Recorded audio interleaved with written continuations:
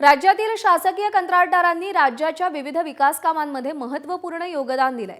मात्र शासकीय विभागांकडून कंत्राटदारांना देय असलेली मोठ्या प्रमाणावरची बिलं 15 ऑगस्ट 2024 पर्यंत अदा करण्यात आलेली नाहीत। शासकीय विभागांकडील 86,662 कोटींची देयकं अद्यापही प्रलंबित आहेत। महाराष्ट्र राज्य शासकीय कंत्राटदार फेडरेशननं या गंभीर प्रश्नाबाबत शासनाकडे वेळोवेळी विविध निवेदनं, पत्र आणि मागण्यांद्वारे पाठपुरावा केला।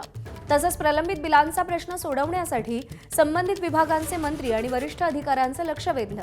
मात्र अद्यापही अपेक्षित तोडगा न निघाल्यानं कंत्राटदारांमध्ये तीव्र नाराजी निर्माण झाली। आज या विरोधात आझाद मैदानावरती आंदोलन केलं जात आहे। या आंदोलनाचा आढावा घेत कंत्राटदारांशी बातचीत केली आमच्या प्रतिनिधींनी। पाहूया।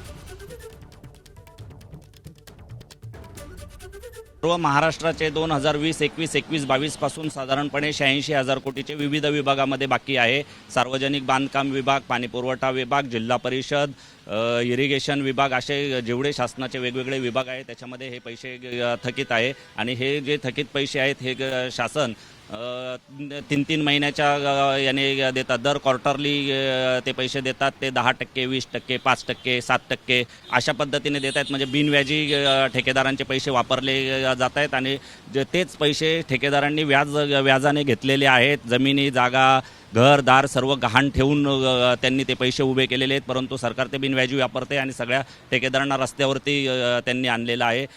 विदर्भाची गोष्ट म्हणतात तर आज विदर्भातून कमीत कमी 500 कॉन्ट्रॅक्टर्स आज दुरंतून इथे पोहोचलेले आहेत।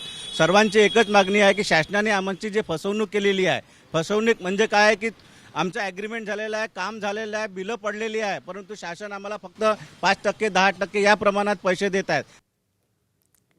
दरम्यान या मुद्द्यावरती काँग्रेसचे नेते विजय वडेट्टीवार यांनी काय प्रतिक्रिया दिली आहे आपण पाहूया। आजपासून आंदोलन सुरू झालेलं आहे। कंत्राटदाराचं प्रचंड उधळपट्टी दुसऱ्या नवीन कामावर चालली। रस्त्याच्या आणि मोठमोठ्या रस्ते, समृद्धी आणि आपला काय म्हणतो त्याला शक्तीपीठ सारख्या आणि कंत्राटदाराचे पैसे देण्यासाठी हे होतं। तुम्हाला इतरांचे ज्यामध्ये आता भ्रष्टाचार चालला आहे, कुंभमेळ्याच्या कार्यक्रमामध्ये जे काही प्लॅन केला आहे 33,000-32,000 कोटीचा, त्यामध्ये प्रचंड भ्रष्टाचार आहे। हे पैसे उधळण्यासाठी आहेत का? आज कंत्राटदार आत्महत्या करतो आहे, कर्जबाजारी झाला आहे, उद्ध्वस्त झाला आहे। ग्रामीण रस्ते असतील, शहरी कुठल्याही रस्त्याची कामं असतील, कंत्राटदार करत नाही कारण त्याला पैसे मिळत नाही। तो बँक करप्ट झाला आहे। मग पहिले पैसे त्यांचे द्या ना आणि मग हे सगळे गोष्टी करा, पण नाही, फार थोपटून घेण्यासाठी वाटेल ते धंदे चालले आहेत।